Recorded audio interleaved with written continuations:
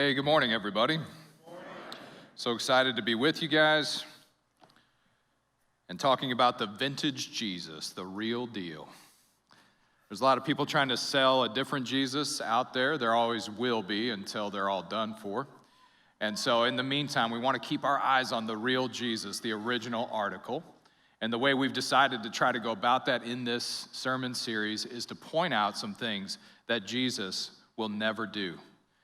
Point out some things that Jesus will never do, hoping to eliminate the imitators so that what will stand clear as we celebrate Christmas together is the real and uncopyable and unfakeable Jesus. That sound like a good plan? I mean, I really hope so because it's the one we're going with this year. So if you'll bow your heads and pray with me, we'll get into Jesus will not be a secret. Lord, you will not be a secret. That's something you will never do. For many generations, Father, people wondered about your Messiah and what you would do to restore the beauty in your creation that you had always seen and to call your people to yourself. And on that beautiful day in Bethlehem when you revealed the secret of your Son, Jesus Christ, God with us, and angels appeared and shepherds came and saw, and then many more people after that, it's a secret that's open now and will never be put back in the box. And so we thank you for that. We thank you. Lord, we praise you for being the open secret in our lives. And today we want to celebrate all that you are and move some things out of the way that tries to be in competition with you. So help us today in this word in Jesus' name, amen. I was thinking about how to get into the fact that Jesus will not be a secret. And it led me, as so often it does when I'm thinking about ways to get into a sermon and kind of warm up to where I want to go, I had to reach into my bag of immaturity and pull out a trick that I sometimes use when I'm mad at somebody. Now, for all I know, you guys don't have a bag of immaturity. Maybe you left yours behind when you got out of fourth grade. I really don't know. But unfortunately, mine is still with me, and I still reach in there on occasion to pull something out when I'm upset and not feeling like being an adult. And when I reached into it this time to think about something that's in there, I thought about a favorite trick of mine, which is the silent treatment. The silent treatment. Now, I can't count on you guys knowing what the silent treatment is, because like I said, maybe you stopped doing it in grade school, and most people do, but you might be more like me, and you still deploy the silent treatment on occasion. If that's you, just hang in there for a minute as I explain to the rest of these people what it is. So the silent treatment is this thing you do where when you're mad at somebody, usually because of something they said in the midst of a conversation, they said it, you're mad now, and what you do is you get real stubborn and you actually refuse to talk to them. Now, I know you're thinking, that sounds 2 years old, that sounds ineffective. Boy, it's effective, though. If you're looking to irritate the person back and be immature and race to the bottom, it works pretty good. Little pro tip here on the silent treatment, too, for those of you who may be new to it, is if you do it right and you get your timing just right, the person has to guess that you're doing it. So I'm just going to pull... This is not for my life, certainly, but I would just pull one out of the air. Let's just say that if you were in the living room, your wife may not be sure if you're hearing her or not in the dining room, so that you pretend not to twice, so that she has to look out and say, oh, great, you're actually not talking to me now? You tuck that away for later. There's a problem, though, with the silent treatment. There's a problem. The thing is, you can give the silent treatment to people you don't care about at all. I mean, we do that over the internet, or you do that with people that text you, so you can silent treatment them. But the point, there's no relish in it. It's not fun because they don't care about you and you don't care about them, so there's nothing about it. And the real trick in the silent treatment is the more the person means to you, the deeper it hits when you give them the silent treatment. Like when my kids give me the silent treatment, oh, that's tough, man. I've been there their whole life. I love them. They mean a lot to me. And when they won't talk to me, that's tough. Even though I'm kind of a, do what I said type dad, too bad for you, my way or the highway. Man, when your kids literally won't talk to you, it makes me think a lot about it. And I try to win them over with a little something here or there just to try to bring them back on my side. That shows the massive power of the silent treatment. But when I deploy it, again, just we're using theoretical issues here. Let's ever to say I was to show the silent treatment to my wife. What happens is you come up against the power of how difficult it can be to not talk to someone who means a lot to you. Isn't that weird? It's hard to keep your love and care for someone who's very close to you a secret, which is what you're doing when you're deploying the silent treatment. What are you talking about, Josiah? Here's an example. Let's say the two of you go to bed every night in the same place. Well, if you're trying to deploy the silent treatment on that person, all of a sudden you're faced with a problem. Do you say goodnight or not? Like, how bad do you want to go with this? And then you got to roll over in such a way that indicates, I am rolling over right now because I'm not talking to you, which can be hard to do. And then it's hard to sleep when you're sitting there being immature because it takes a lot of energy. And so eventually it just wears you down where you want to go, I eat with this person 3 times a day. I have 5 kids with them. We have this building we have together called a house, and we've shared a life together for 15 plus years. I guess I've got to admit that I'm giving the silent treatment, which means you lose. And man, I lose the silent treatment all the time. But you know why? Because I'm beat down by how much my wife means to me. So am I really losing? I don't know. Maybe I'm winning. Maybe God's giving me an opportunity to mature a little bit. We'll see this year if I don't deploy the silent treatment.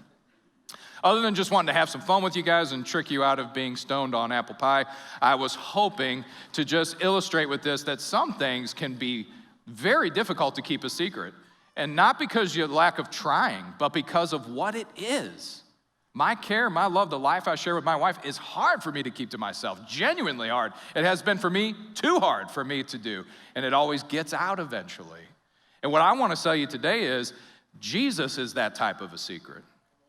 So right off the bat, I want to say, Jesus is not a secret. I want to sabotage that guilt trip that maybe some of you guys have been on, where it's like, we're here today to tell you Jesus is not a secret. None of you have been speaking up for him enough, and we're going to solve that today by guilt tripping you into it. I'm not really going to do that because that kind of guilt, it wears out all the time. Am I right? It works, 2, 3 times. And then it's like, dude, I'm so tired of this, and it doesn't work anymore. I think that's because Jesus simply will not be a secret. He just won't be. We are being invited to talk about him or not. It's kind of up to you. But he is the kind of person, he is the type of thing that will not be kept a secret. But first, I think I have to cover ground as to why this matters in the first place. So let's go to Matthew chapter 5, verses 14 through 16. Like, does it matter if people keep Jesus a secret or not, or try to? I think it does matter, and there's a reason behind that. So let's go to Matthew chapter 5 first to try to figure it out. Familiar verses here, especially if you're in a church that's in a brick building up on a hill. We've kind of liked this verse and like to reference it quite a few times. So we go to Matthew chapter 5, and starting in verse 14, I think it'll be on the screen if you don't have your Bible, but if you don't, why not crack that thing open? It says here, and this is Jesus talking to his followers, okay? He's addressing them. He's telling some things. He's not asking questions here. He's telling them some facts. Fact, Matthew 5, verse 14. You are the light of the world. All right? He's describing them, and I need you to pay attention to that. He's not asking them. He's not even ordering them to be. I think that's important. Look at it. He's declaring it. So you guys that have come to know me and who I am, you are, past tense, the light of the world. A city set on a hill cannot be hidden. What if it was your job Monday morning to hide this building from view? Who would like that? Who wants that job? Sometimes we shut off our brains when we're reading descriptions of the Bible because we've read it too much. Jesus is making maybe not a joke, but he's kind of pointing to a truth here that should make you grin. Like, he'd say, obviously a city set on a hill cannot be hidden. And that's what you are. You are a city that has been set on a hill. Nor do people light a lamp and put it under a basket. Of course you could, but it's not the reason people light lamps. No, they light a lamp to put it up on a stand so that it gives light to all that are in the house. Okay, Jesus, why are you telling this? In verse 16, in the same way. In the same way. Not guilt-tripped in the corner, because if you don't talk more about Jesus, he's going to get mad at you. But in the same way that a city and a hill cannot be hidden, then let your light shine before others. In the same way that someone lights a lamp and puts it on a stand so that it gives light to a world that apparently is in darkness, if God needed to light a lamp and put something on a stand. So in the same way that a light shines out the way that does that, not guilt-tripped, but in the same way that light just spreads through the room, because that's what light does when you light one up, in that way. Let your light shine before others so that they may see your good works and give glory to your Father who is in heaven. What I want to point out here is a lot of the text in here lets us see that you'd have to, knowing Jesus and knowing about him is something that either shines out or is like a city on a hill, or you have to have effort to cover it up. You'd have to try to put it under a stand. You'd have to try to explain it away. In other words, it's not the kind of thing that be kept a secret. And I think it really matters because Jesus has decided that he will be known through people who witness to his presence in their lives. That's the way the Son of God, who can do anything that he wants and who wants to be known, he has decided that he will be known by people witnessing to him in their lives. Now, why would he do this? Why would Jesus turn that project over to us? Isn't he afraid of the mistakes we might make? Isn't he afraid we might mess it up? Isn't he afraid we might get it wrong? Isn't he afraid we might have the wrong approach? Isn't he afraid we might hurt some feelings as we're letting people know? I don't think God's afraid of anything, but I think he's realistic, and he knew we would and have screwed it up many times, so why in the world did he pass it on to us? Why did he do that? I'm sure there's a lot of reasons, maybe some deeper reasons that I don't understand, but one that I think is important for today is this. There is in human beings a mechanism. It's in every human being. And it goes like this. When humans experience something that brings them joy, when they experience something that they love, when something good happens to a person, they are inspired to let other people know about it. It gets you. Don't you love it when something gets you and you have to tell people about it? I love it.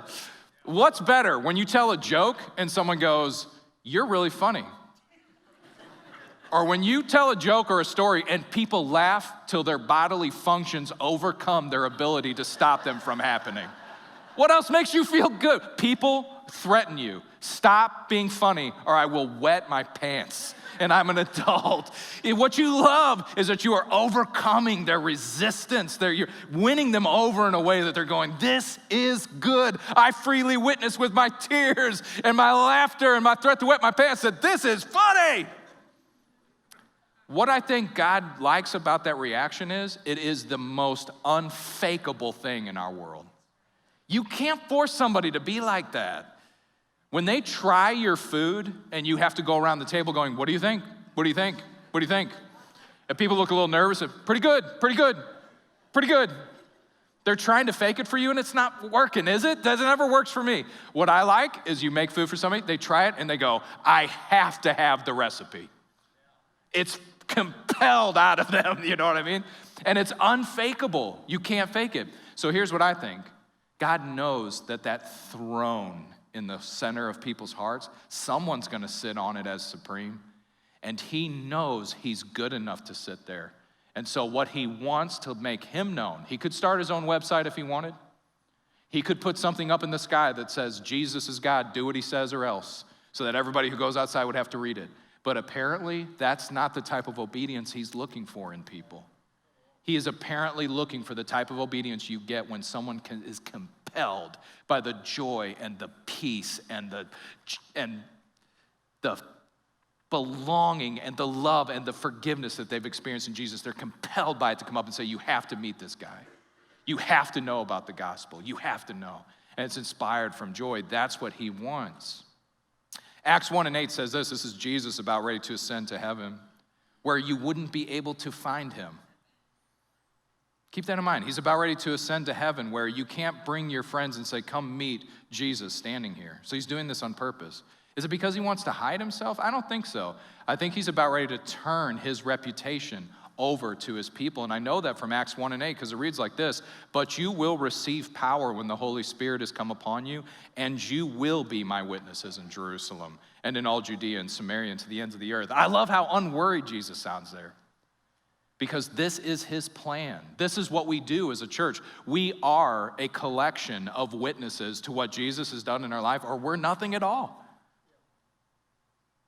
And it's a must. It will happen. He's not worried about it. We are being invited in on it. So I think it matters that Jesus won't be a secret, not because Jesus couldn't make himself known if he wanted to, but because the way he has chosen it is that he has turned his reputation over to us. That's not, I don't know if that's something I would do. I think I did it anyway because my family either shows how I'm doing or not.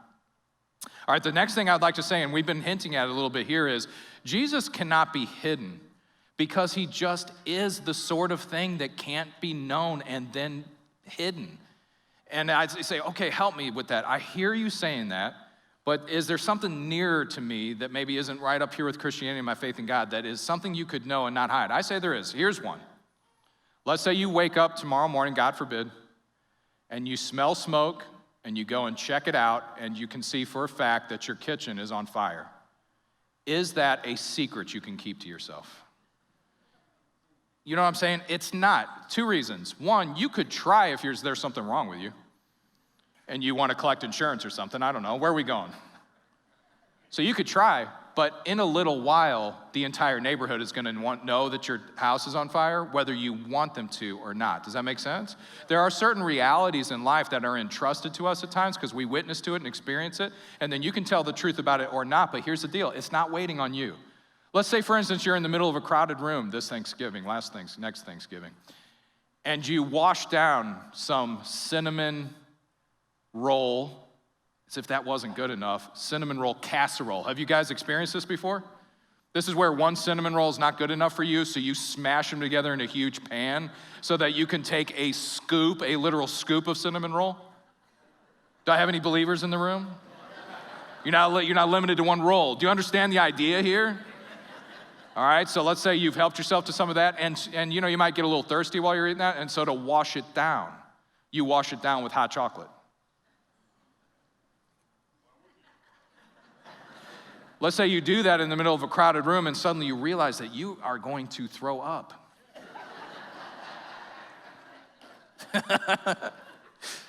You may want to keep that a secret. It's uncomfortable.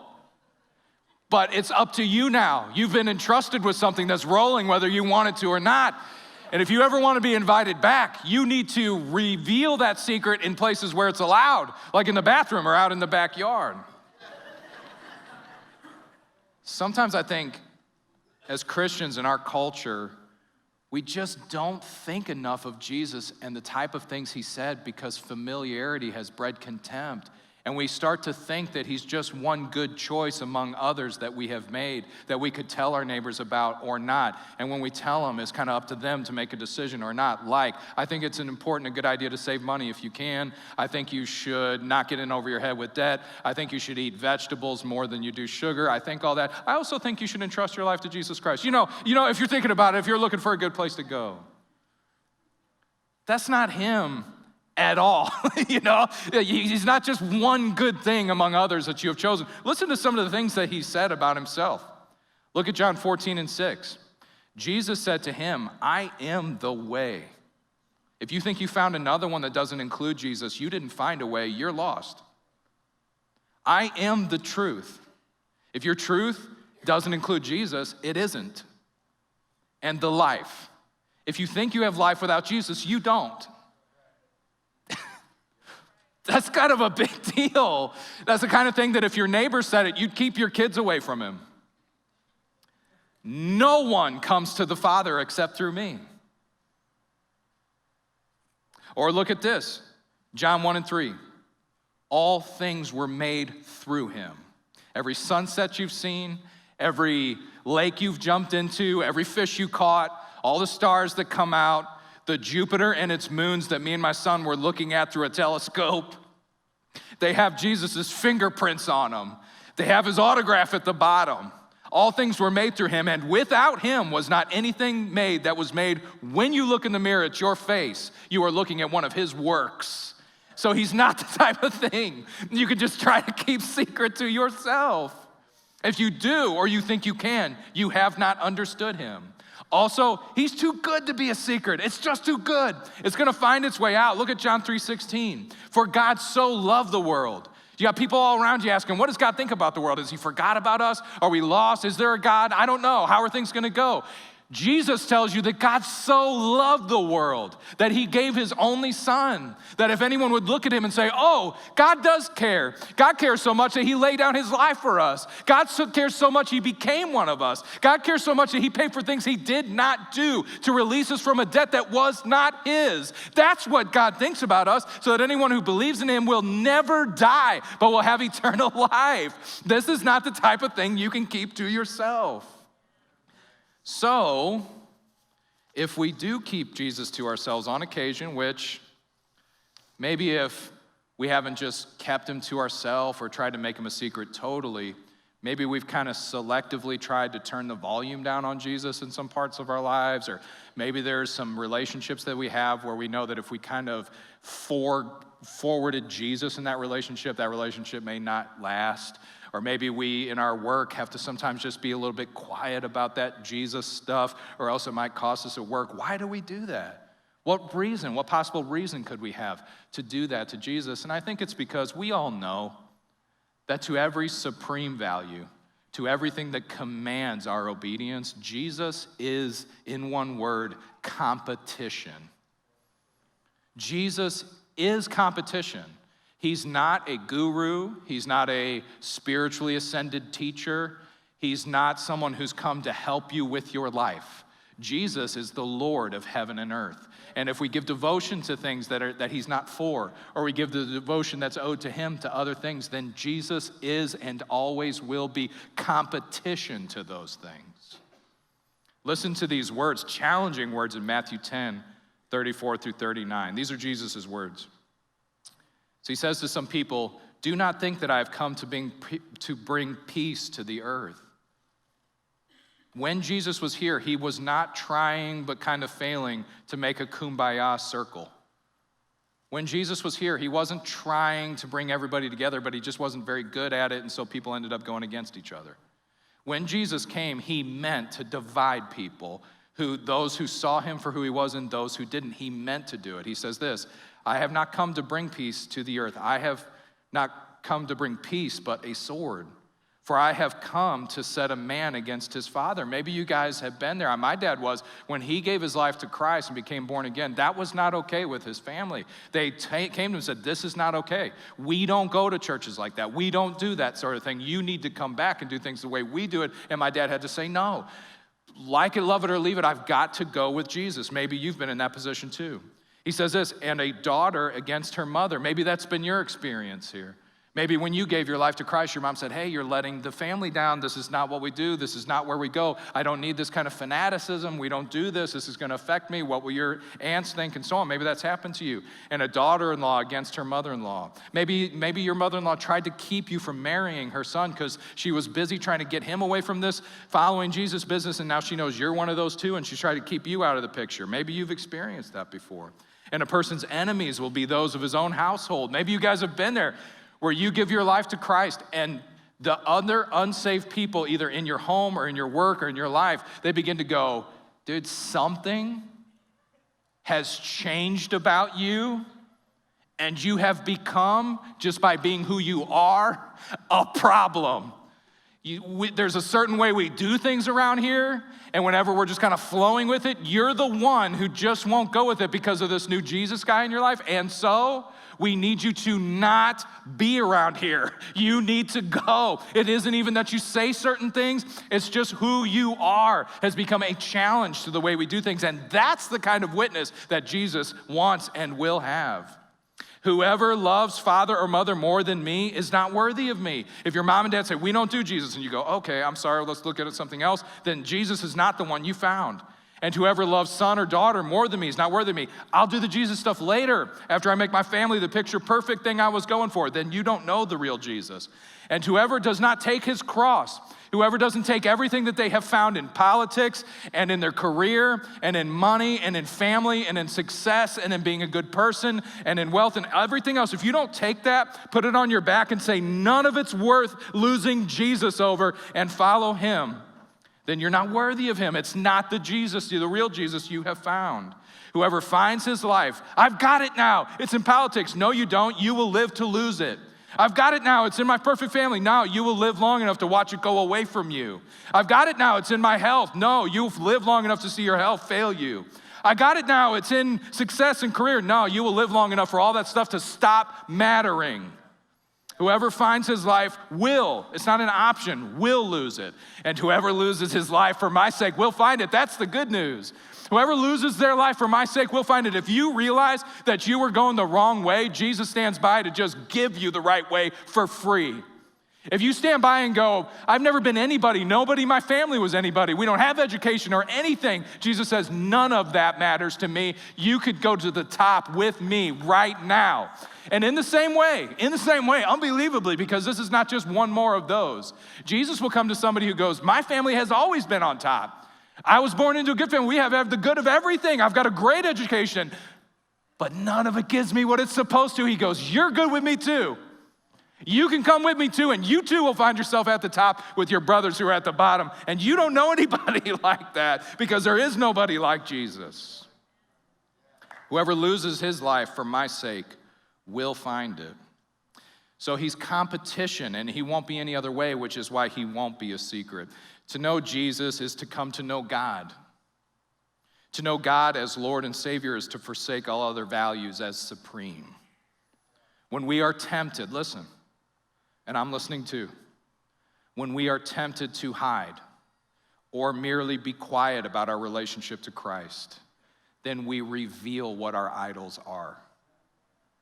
You're looking right at them, and that's okay. Wouldn't you want to know so that you can look right at your idol? Jesus is good for it. He's not insecure. He's not shy. He can go, I want you to look at closely at money as you possibly can, and you will find it is not as good as me. Look all you want. I want you to look as good at the praise of human beings. Look at it. Have it. Look at some other people who have had the adoration of the entire globe at one time and see if it was good enough for them. I'm not nervous. I'm not afraid. You'll find some different way outside of me. Look all you want, and you will find they pale in comparison to me. Look, and then be honest that what you see is not satisfying, and turn to me and be saved. So to have our idols revealed is not bad news, it's good news. All right. Man, I'm getting all fired up, but we ran out of time for today, so here's the deal. The fact that Jesus won't be a secret, and more specifically, the reasons why he won't be a secret, I think could really help us with something. You want to get practical here at the end? This is what I think it will really help us with, other than just being maybe to change our minds a little bit. Whenever we have asked Crosspoint, you guys, to kind of feedback about what do you feel like you do good in your Christian life, or what are some challenges you have, there's usually two at the top. Number one is most people feel they don't pray enough, and we don't have time for that one today. But number two is a lot of people go, I don't witness to my faith enough or at all, and I feel like I'm terrible at it. It's just a lot of people feel that way. I don't feel like I'm good about talking about Jesus. There could be some reasons for that. I covered as hard as I could the one that is maybe Jesus is in competition with something in your life, okay? So I figured that one we kind of know. I feel like on the conviction side, we got an ace. Like, okay, maybe there's an idol in my life keeping me quiet about Jesus, okay. But also my heart, my pastoral heart is provoked for you guys because I think a lot of you aren't as bad at it as you think. And I think some people, or maybe just some things in your life, have kind of fooled you that maybe witnessing about Jesus is something it isn't.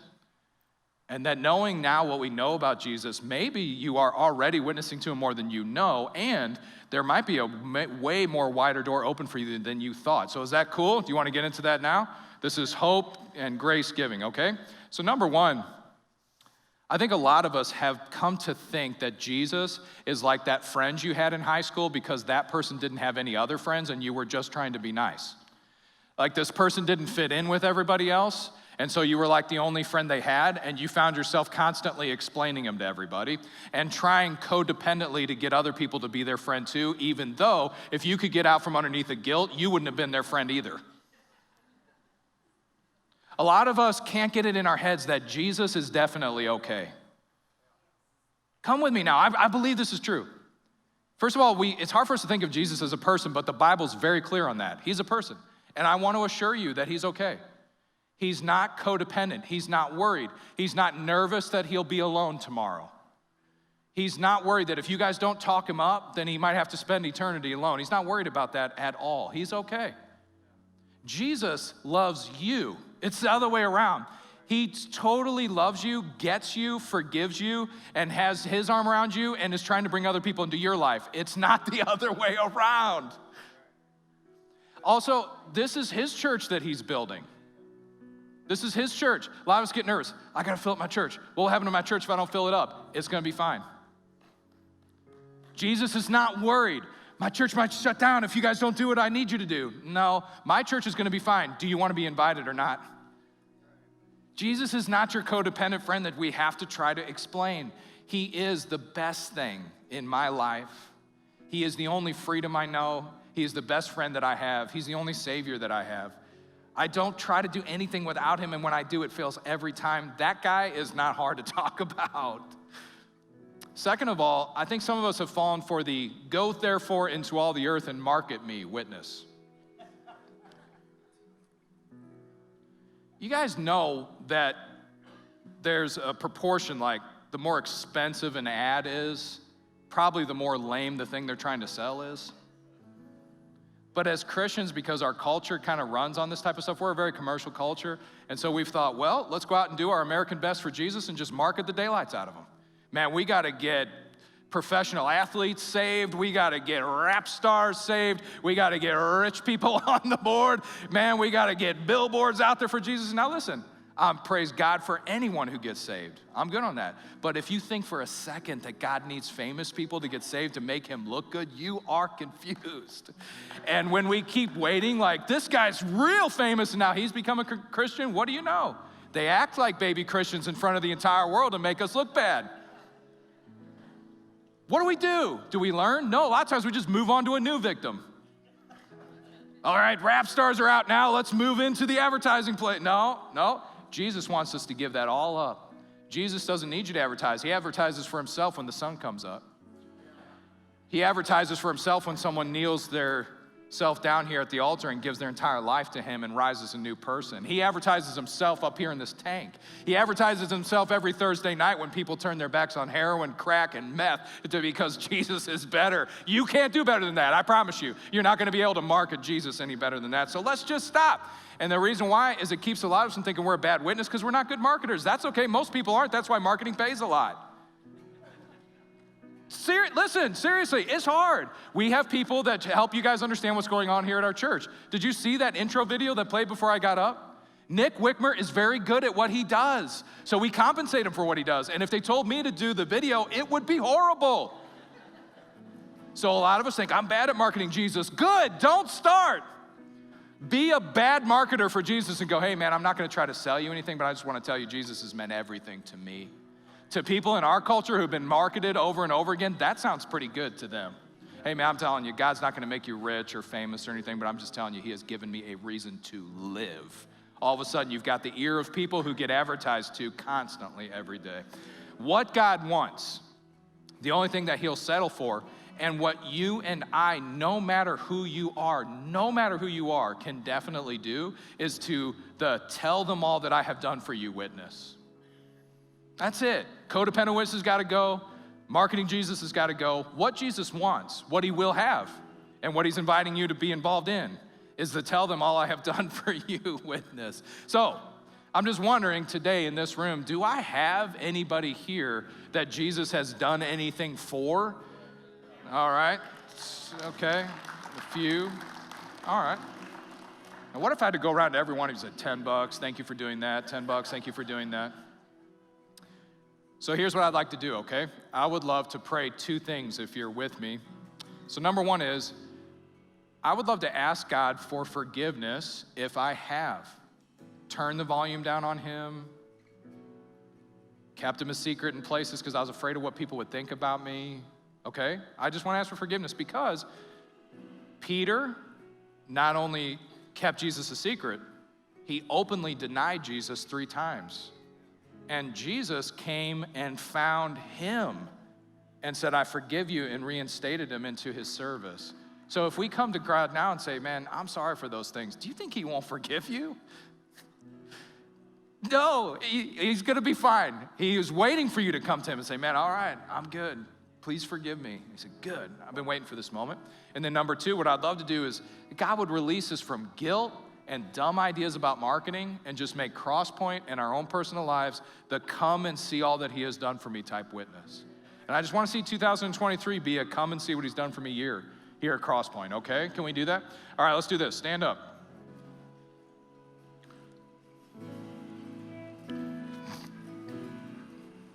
And if you're down with that stuff, let's pray. So Father, first and foremost, We remember your great kindness. We know that you said, no love, no greater love has any man than this, that he would lay down his life for his friends. And then you illustrated that type of love on the cross. So that's the type of God you are. We remember the prodigal son who walked away from you, spent all that you'd given him on riotous living, and all he had to do was come to his senses and start back, and you were watching for him and ran to him to invite him back in. So for people like me and any of my friends here today who have turned the volume down on you, maybe even just straight denied you because we are afraid of what it would cost us, we just humbly receive your forgiveness now. Not because we're good people or we can make up for it, but because Jesus, you love us and you paid the price for our sin, and you're ready, you love to forgive. And so I just thank you for the forgiveness and grace that's flowing through this room right now. And Lord, from that, I pray a release from guilt and shame about whether we're a good witness for you or not. Just relieve us of that. And most of it's nonsense anyway, Father, I have a feeling, and the rest of it can be forgiven. So I just pray that there be a great release of guilt and shame and condemnation in our church about people who think they're bad at talking about you. And then last of all, Father, I just pray for myself and for our church, for 2023 here at Crosspoint to be a come and see all that Jesus has done for me year. I would really love that. No codependency and no marketing. Just come and see what Jesus has done for us. And we thank you for these things in Jesus' name. Amen. All right, guys, 2 things and we can get out of here. Eat leftovers. You ready?